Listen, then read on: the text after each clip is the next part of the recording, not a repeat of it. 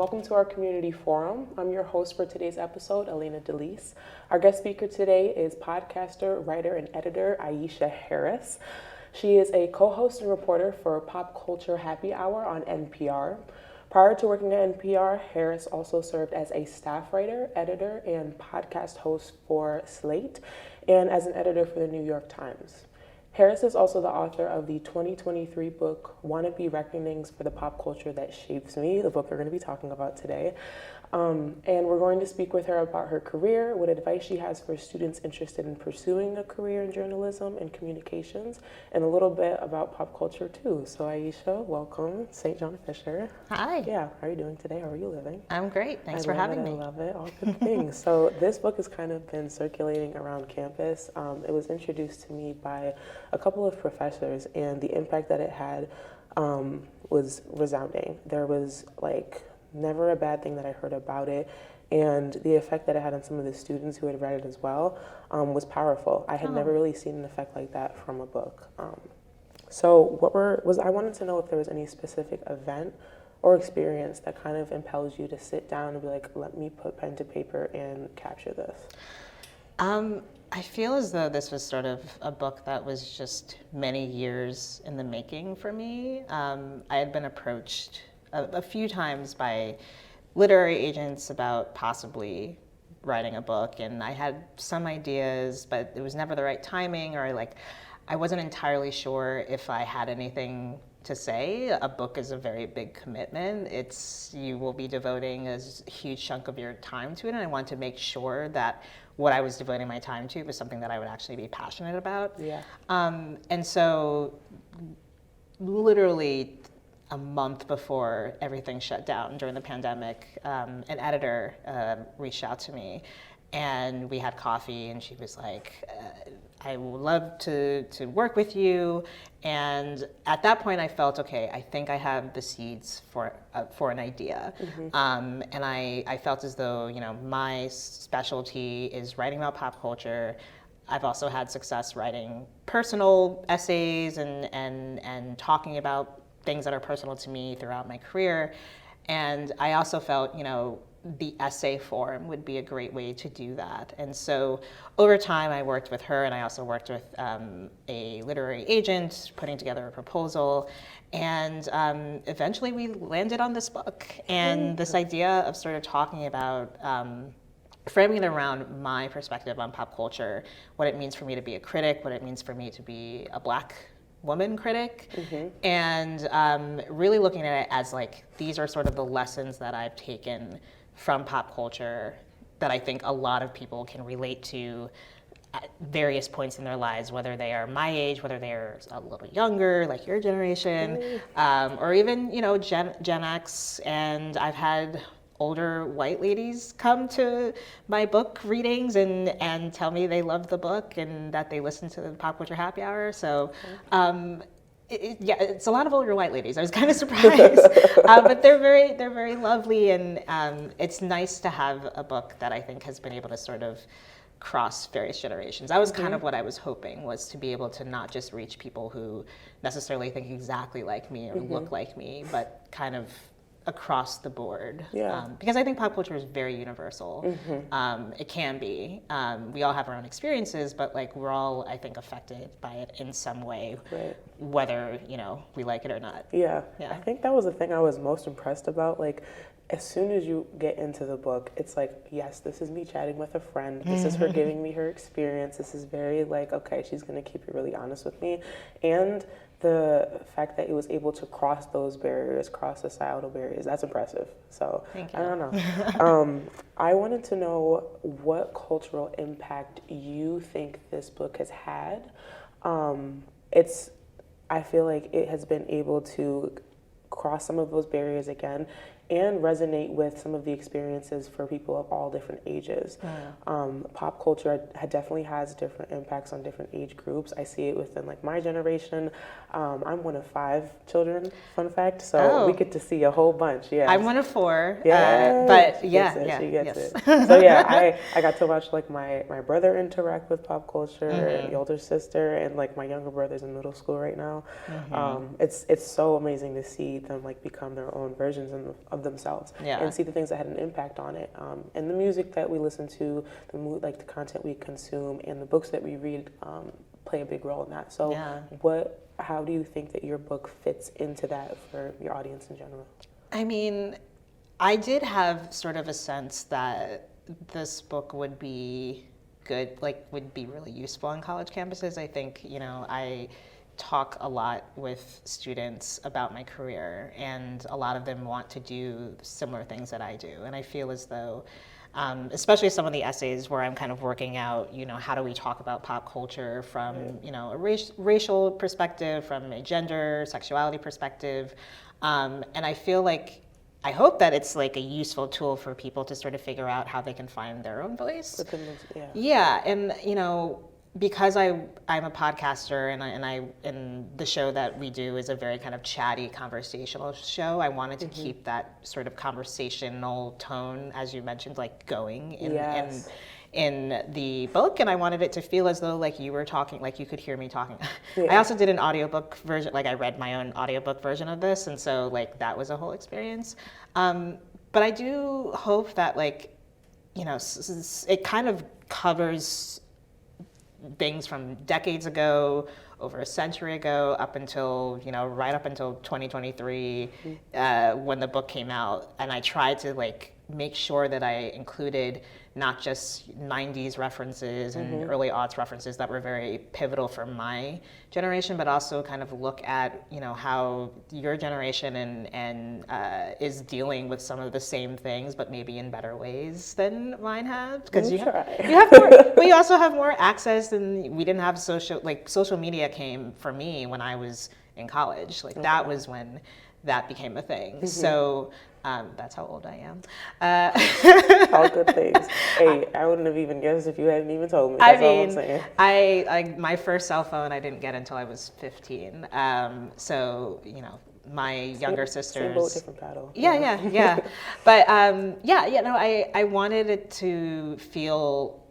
I wanted people to, even if they don't get all the references, because this is a very reference heavy. This is like an episode of 30 Rock. There's like every 5 seconds there's going to be some cultural references, and I wanted to make sure that like even if I throw something out there that you might not be familiar with, I give you enough context to at least be familiar, or at least to understand what is happening. And then there are other things where like I think some people might pick up on, like I might like subtly quote Outcast, and maybe you'll get it and maybe you won't, so I just wanted to make sure that it felt both of the moment, but also something that like 5 years from now I think will still hold up in many ways. I just even feel like the conversations that we're having around people like Beyonce and Taylor Swift are still they kind of touch on a lot of the things that are in this book. So that was my goal. I think you hit that mark and then some. Like whenever I'm watching a TV show and there's a cultural reference, I'm like, I understood that reference. And it was just like that reading this book. I was like, she gets it. Oh my goodness. I think my favorite part was learning about the song your name was based off of. Do you want to talk a little bit about that? Sure. So the very first essay is about my name and my sort of journey with my first name, and the fact that growing up I always had this idea of why my parents gave me that name, and I thought it was because of a Stevie Wonder song, and it's a very throwaway line. A lot of people know the song Isn't She Lovely, but they don't necessarily know that there's a lyric in there where he mentions her name and the meaning of her name, which is Aisha, and I thought that was sort of what my parents were huge Stevie Wonder fans, and I grew up listening to Songs in the Key of Life. It's still one of my favorite albums of all time.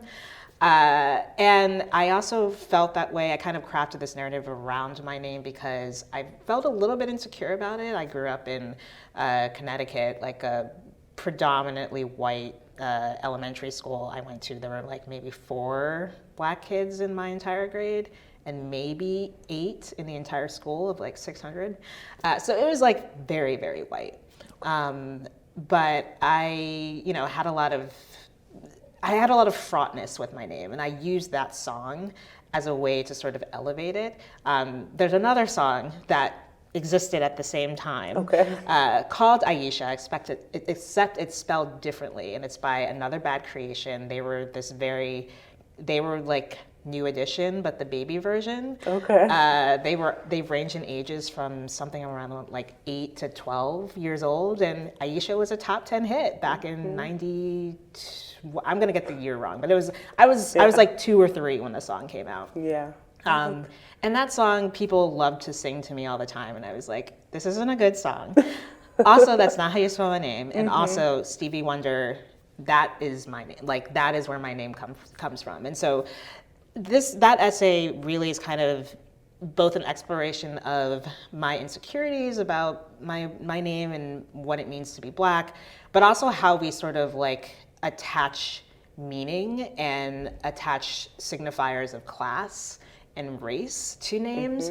And it's been really interesting to talk to people while promoting this book, because it's not just Black people. I've had Middle Eastern people, I've had Asian people come up to me and say, like, I've had similar journeys with my names where like people associate it with like a fictional character or a song, and they come up and I'm like annoyed with it, and I'm like, I know, with solidarity. So there's this like, regardless of what your background is, I think there are a lot of people who can relate to just like having a very contentious relationship with their name. Yeah, for sure.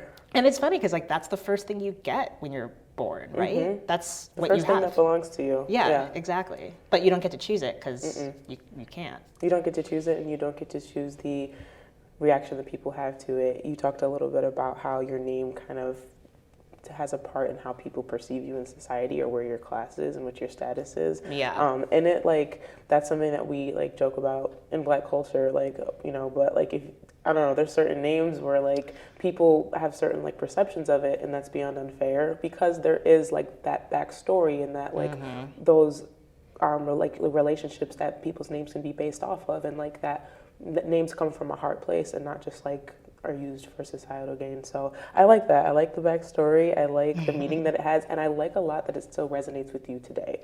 I like that. Yeah. It was fun kind of relitigating that while I was writing it, and like calling my dad up and being like, is this right? Like, let me make sure I'm getting this story right. And fact checking. Yeah, because like I also like I that. got it wrong the first time. Like that's part of the journey of this book, and so of that essay. And that was fun to do. I love it. Character building experiences all around. Yes. So up next, what were some of the obstacles that you faced while writing this book, and how did they strengthen or weaken your creative process? Procrastination and depression. Just being fully transparent here. You know, this is like when I initially signed the deal to write this book, the contract. I think the goal was to have it out sooner than it actually came out, but like a few things happened. A global pandemic, which, you know, there were some people who thrived in a way where they're like, oh my God, I have all this free time now, and I'm gonna write a novel in 6 months or whatever. I was not that person. I was the opposite. I was constantly procrastinating. I also didn't take any significant time off from my day job at NPR. So I was spending a lot of days working all day at my, you know, paid job, or well, my regular job, and then in the like afternoon, evening, I turned to trying to write the book.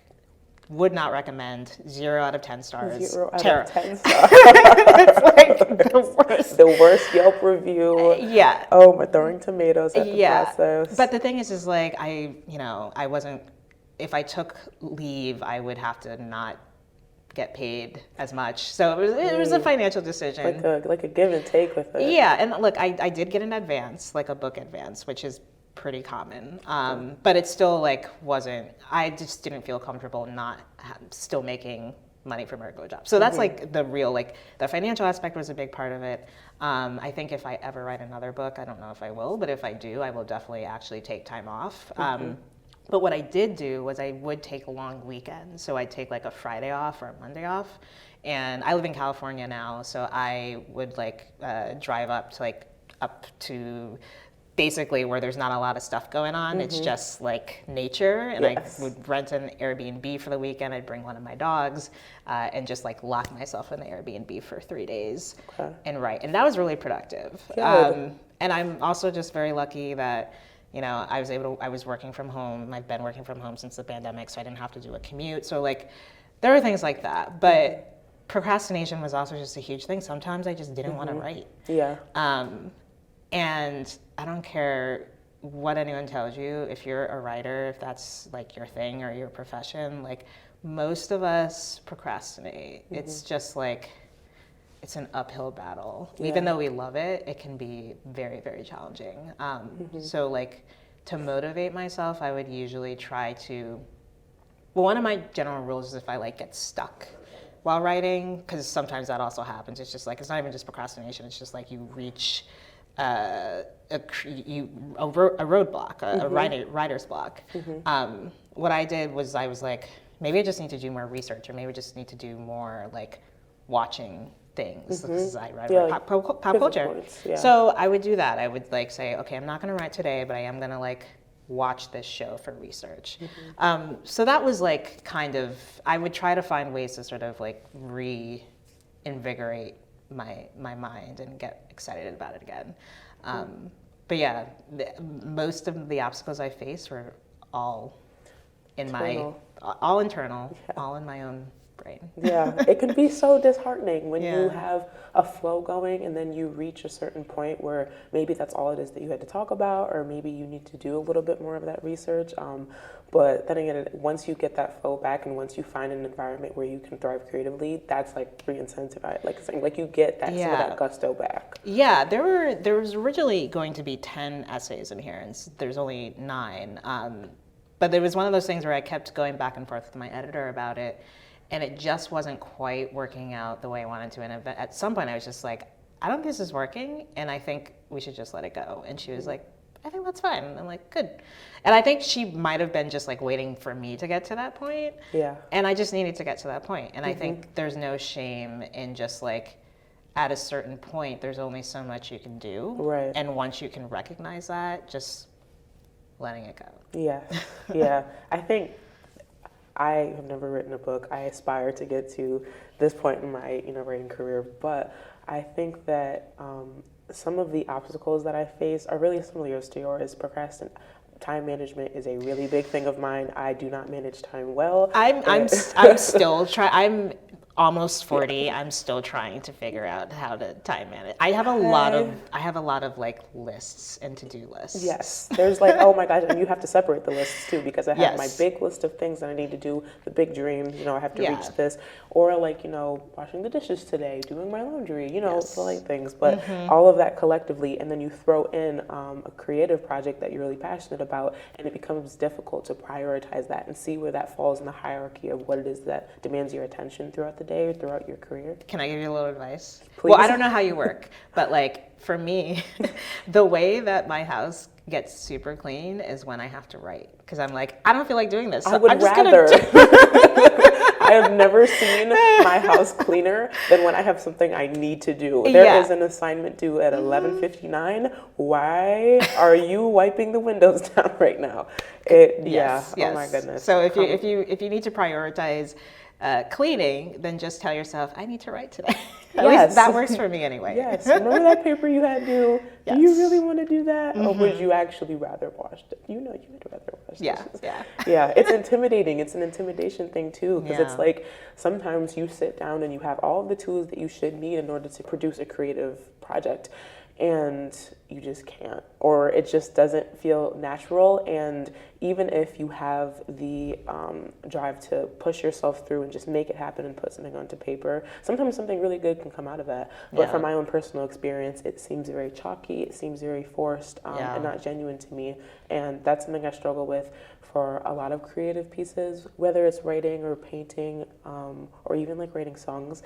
I want to write something that's authentic to me. And I think that's a big part of my major, is learning how to communicate in a way that's effective and can, again, travel through some of those barriers. And I find myself in a place where I can do that most when it's authentic, when the creative juices are flowing. It can be disheartening to find yourself in a position where that's not the case, but I think it's part of the process. I also like the fact that you have say-so in what it is that you do and don't include, and there's not like a guideline or like a benchmark you have to reach. Like if you decided that last essay wasn't part of the message you wanted to convey, I like that you were able to like have that say no.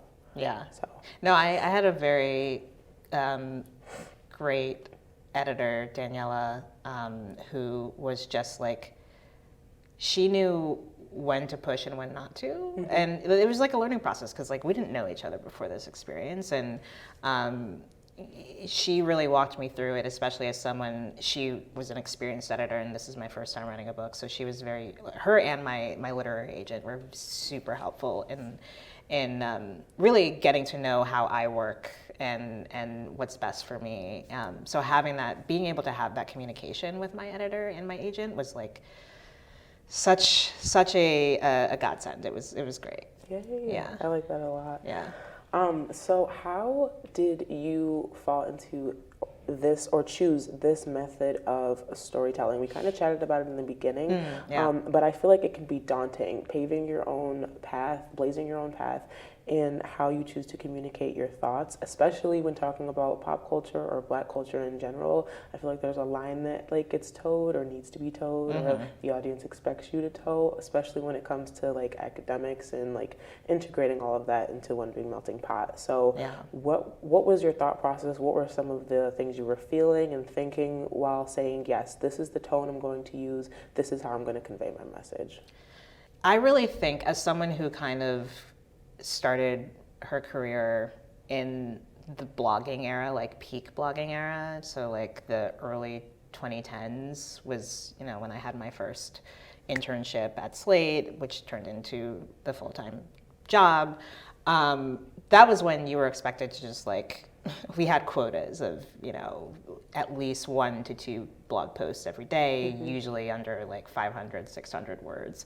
Very fast paced. But I've always been more of like a take my time, don't rush me type of writer, as I'm sure you get the sense of now. And also just like, I think in terms of essay form more so than I do in blog form.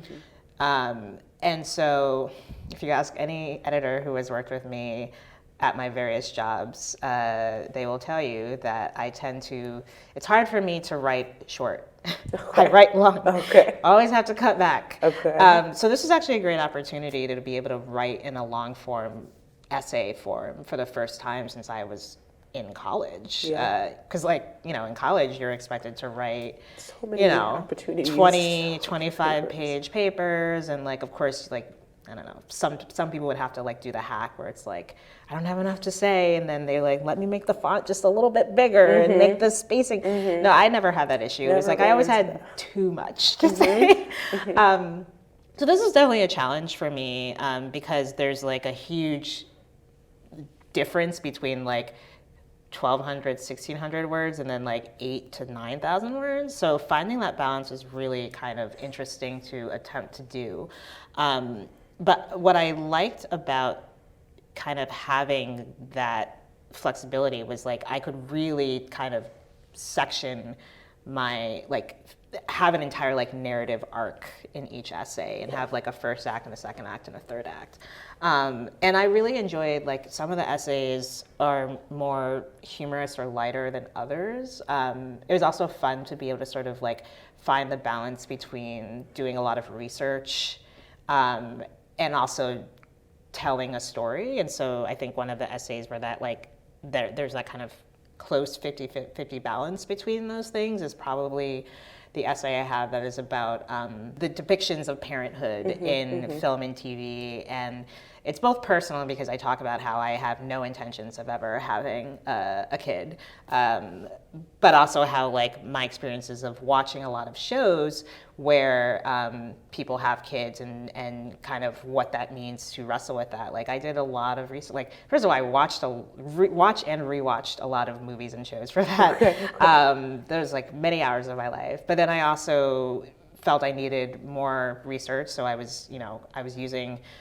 LexisNexis, or not LexisNexis, but like JSTOR, like all the academic places where I could find different academic studies about parenting rates and things about happiness. So really being able to put on my nerd hat and just like do a lot of research, but then also make it happen. create was it was a fun experience. I don't know if I actually answered your question. You did. Okay. You did. But that was an experience. Yeah, I think that kind of goes along with your creative process and some of the obstacles we talked about. It seems to go hand in hand in like making choices about how you are going to write and how you're going to convey your message. Was there any fear of missing out throughout your journey navigating pop culture? And what I mean by that is sometimes when we are navigating our way through the songs that we listen to, the content that we consume in general, there's a stigma. There is an air around it, and that air kind of dictates who we are accepted by, what groups we are embraced in, and again, that social status that we talked about. Was there any disconnect that you felt between yourself and other cultures, or even yourself and other family members or like friends? And what did that look like? How did you navigate that? Oh, I don't know if I've ever been asked that question before.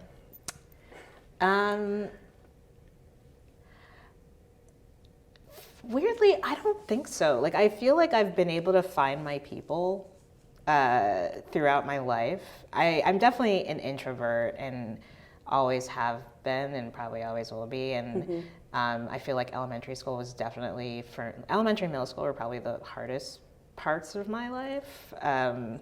They're terrible. I mean, look, they weren't terrible. Like I was not bullied constantly, but I also like didn't have a lot of friends. So I was like in that in between.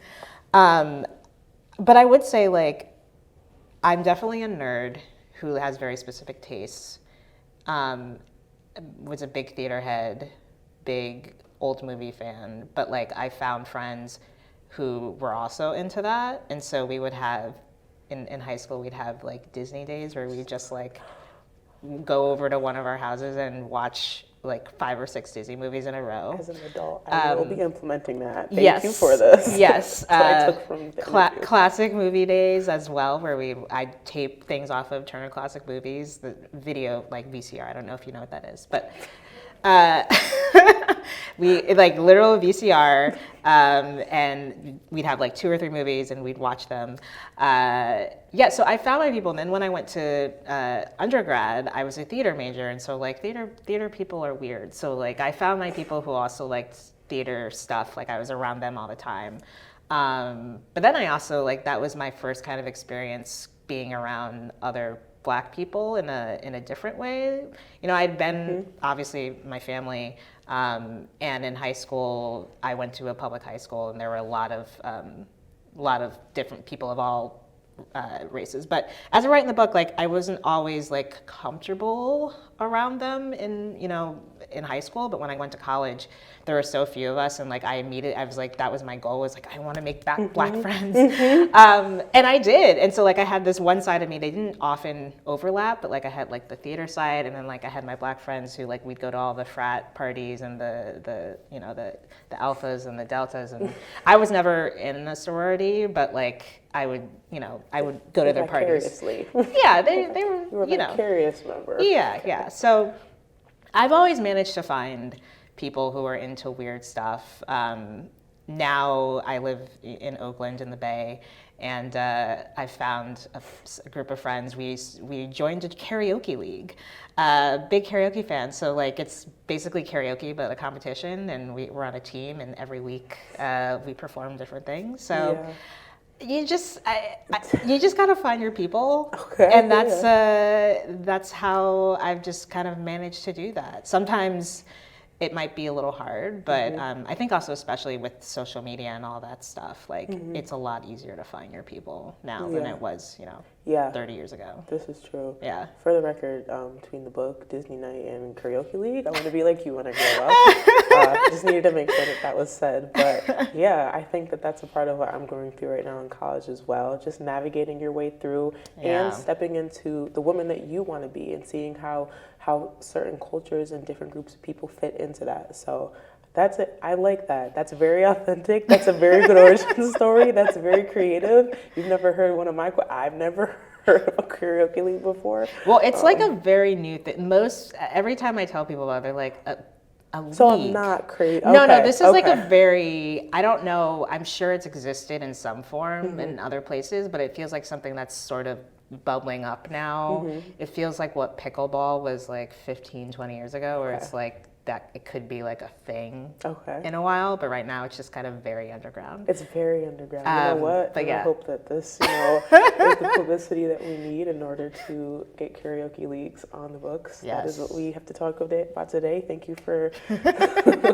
I think that that's really cool, though. It's part of the creative process. That's what I do. Sometimes when I'm writing or reading, like, and a song comes to mind, I do this. Like, a character does something and then a lyric from a song happens, and for the next 5 minutes I'm humming. I'm like, you shouldn't have done that. Irreplaceable. It's great. So I don't know. Yeah, I like how different creative thing, it feeds off of one another, and it all turns into this melting pot situation. What changes do you hope a reader like me implements in their own life? Not just after reading this, but after experiencing some of the things that you've experienced that like you mentioned in your book. Yeah, I mean, I think one of the things that I would love for people to just be more mindful of is just kind of like conscious cultural consumption. That's the alliteration there was not intended, but I think that like I said earlier, pop culture, like unless you grew up in a household where you were not able to watch TV at all, or do like your parents were very strict or whatever, pop culture is affecting us like as soon as we're sentient, whether it's through advertising, the children's TV shows we watch, and then we grow up and we continue to watch movies, we watch TV shows. It's often like a point of reference amongst your colleagues when you're at work, like you're talking about whether it's Game of Thrones or Succession. And so because it is such an integral part of our lives, I think that we need to be more mindful of how we consume it and not just let it wash over us. And I'm not saying go out and like become a big nerd like I am and, be able to rattle off various random quotes from a TV show or whatever. Though that is a flex I would like to have at some point in my adult life. I mean, if you watch enough stuff. The flowers where they are due. But what I would love is for people to just like kind of enjoy the things that they want to enjoy, but also, recognize that oftentimes the same kind of issues that are happening in real life, quote unquote, like politics, and they're all kind of funneling also through pop culture, and they affect us sometimes very explicitly and sometimes very, subconsciously.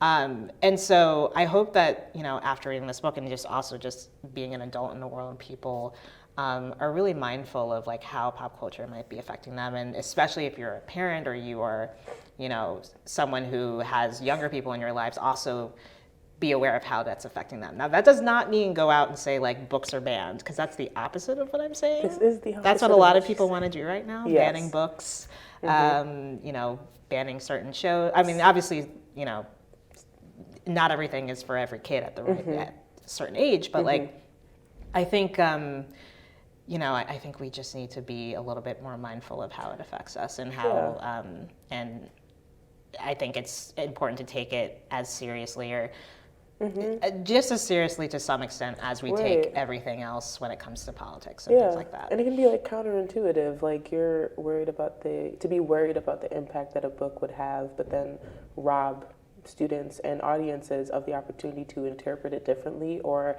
navigate how a message might be lost in the mess. I think that as a reader, that's part of the joy of reading, that's part of the challenge, and to make assumptions for the audience and just say, no, you can't read this, you can't get this message.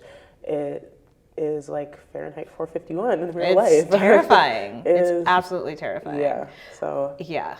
Live, laugh, love. Okay, we're gonna get a little bit deeper, and this is something that it's a question that I can personally relate to.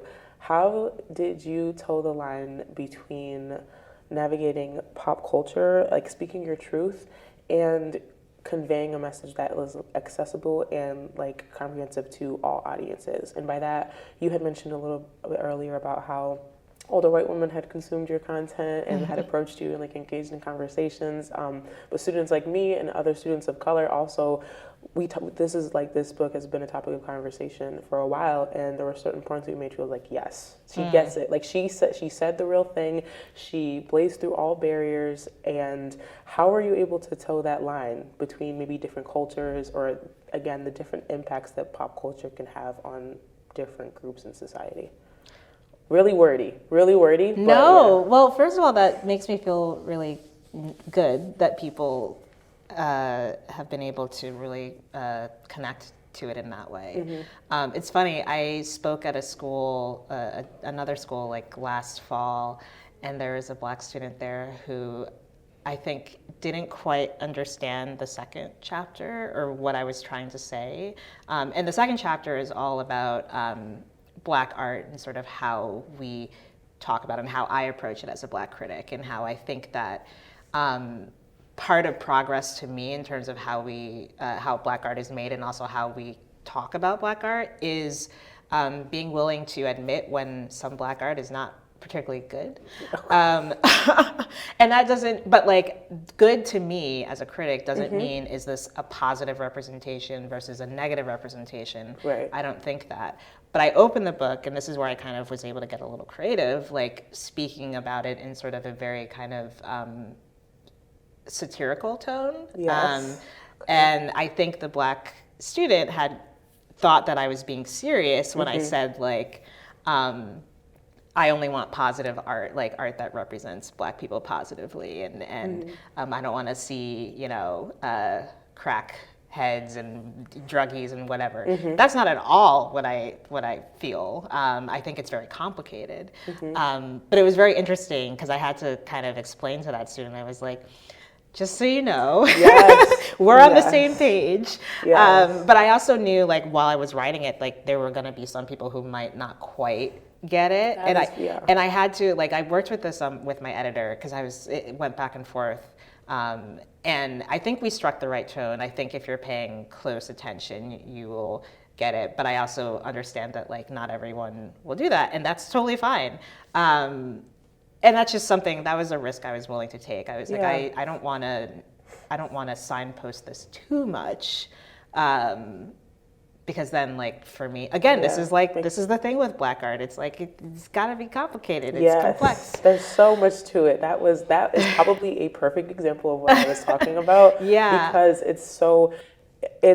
there is satire to it in the situation in general, but it's also, that's like a serious thing, because you never know when there's someone who is like, okay, taking a humorous tone to something, and someone who genuinely doesn't understand what it is they're speaking about, or maybe like the art that they're producing, and the very real impact that it can have, and how easy it is to not be careful with your words and trip over certain things. So as someone who has experienced like a journey in pop culture and, you know, lived through Black culture and has integrated those two, it's extremely impressive that you've been able to talk about it in such have such an informed perspective on it and be like, haha. Yeah, I mean, media literacy is, it's very hard to come by these days. And it's not just the younger generations. I think that in general, over the last like 15 or so years, especially, and I do think this coincides very heavily with the rise of social media and Facebook, and lots of people of all ages like using social media to sort of be disingenuous or misconstrue things. I think media literacy is like one of the things that I'm most concerned about as someone with my job. And if there's anything that I hope, aside from like what you asked me earlier about like pop culture and the lessons I hope people take away, I also hope like this helps to serve in some ways like very explicitly as like media, helping to sort of hone media literacy skills in a way, because I do think that it's so easy to just pay attention to headlines or the clickbaity things, and I think not enough people are willing to like go that extra mile of like it's not just like, people will say like Google it or go to Wikipedia, but it's like just go a little bit further than that. Right, Like a little bit further than the title. Please like, work go, with me here a little bit. Yeah, read listen to an NPR segment, read the LA Times or the New York Times or the Washington Post. I mean, look, there are lots of issues with all of these companies as well in terms of how they talk about certain things. But again, that's part of what being literate in these is to be able to discern what is what's problematic and what is not. So, yeah, sorry, that's my little tangent about. Good, yeah, a whole roundabout where we found ourselves in the same conclusion. That's this all makes sense to me. Actually, this title here too, I like the way that it's presented. Wannabe Recknings. So it's kind of just like, these are my perceptions. I guess they pass as this, but also it's hard hitting. It's like Reckonings that shapes me. It's like the title curves in on itself like an infinity loop. And like you look at this and you think that like, oh, well, maybe the entire tone of the book is as satirical, or like the message get lost in the mess in media content in general. But here, like as soon as you open the book, this author knows what she's talking about. So yeah, I like that a lot. It's definitely, it crosses those barriers. It integrates different tones and different styles of writing really well. Thank you. Yeah, you're welcome. Kind of subcategory follow-up. You can throw the water if you want. I won't. Were there any specific lines or boundaries that you actively chose not to cross while writing this book? Did you ever find yourself writing saying, you know what, I'm going to leave this alone, or you know what, I'm not going to touch on this subject, I'm going to kind of curve around it, because you know how this goes, especially in this digital age, if you put content out and it gets misconstrued, it's so easy for people to take it and run with it, and for an author's voice to get silenced on a topic that is so very important to them and resonates with them deeply. Yeah. So did you find yourself like crossing any of those lines or kind of combating with your creative process there? I don't think there was anything that I was that I decided not to put in for those reasons. I definitely, especially in one essay where I talk about sort of my journey in becoming a feminist and like learning what that might mean, and kind of getting kind of personal about my dating life in my 20s. And my biggest concern was really like, oh my God, my family's gonna read this. Like, do I really? Okay, I guess my dad is gonna know now when I lost my virginity. Okay. I love that. I love that. Biggest fear. You just spoke for 20-year-olds everywhere. So power to it. I mean, luckily he's also a writer and he's a creative person. So like, he's written things, that his parents were not happy with that. But like, he was fine with it, honestly, and he was very cool with it. I think that was my biggest concern, was like, how will I feel about my family reading it? And there were, other than that, there's also like, I did write a little bit about my parents' divorce and how that affected me. Luckily, they also were totally chill. But like that, I think that was like, I didn't get into too many details about that divorce. So I kept that kind of private, but like, I did kind of essentially convey that like, it wasn't a very pleasant one, and it definitely affected me and my younger sister in ways that are profound and still resonate. And I think that's just what life is. It's like, you can't have kids and not kind of screw them up in some way. That's just how I feel. You can be the best parent in the world, and there's still gonna be a human living in the world. And it's for the plot. It's like gonna help them as an adult. And worst case scenario, they have a great sense of humor, or they can produce an amazing book that talks about all of the things that we need to hear in today's day and age about pop culture. Last question for you today is there any token or gem of advice you'd like to give to young writers, or even young writers of color, or women in general, who are starting to navigate their way through pop culture and its effect on them, and their effect, and how it affects their professional life or creative process? Always take notes. whether it's on a piece of paper or in your phone. I just constantly have ideas flowing, and if I don't write them down, I forget them, and then it's like the worst thing in the world to not be able to go back to them.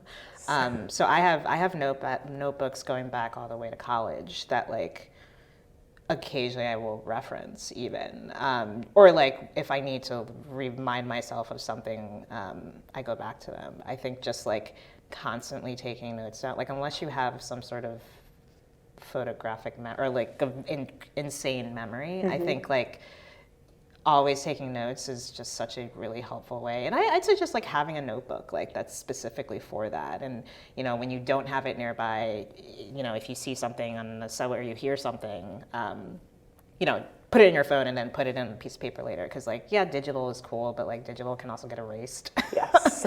By accident, or you lose your phone or whatever. So I just love, I have so many notebooks. Heartbreaking. So Honestly, it's a part of me. Like if I were to lose any of those, if anything ever happens to my notes, also made a contingency with like my sister that my notes like go with me to the grave. It's a part of me. It's like those are it's home base. I'm like, okay, this situation is crazy. Let me circle back. Let me talk to me and my other 8 personalities real quick. And let's make sure we're all on the same page about this. But and I think my favorite part about that is being able to look back on them and see how much I've grown as a person, as a writer, as a creator. That is inspiring. Yeah, so, yeah, all good things. But that is all the time we have for today's episode. Aisha Harris, thank you so much for joining us. Thank you. It's a pleasure.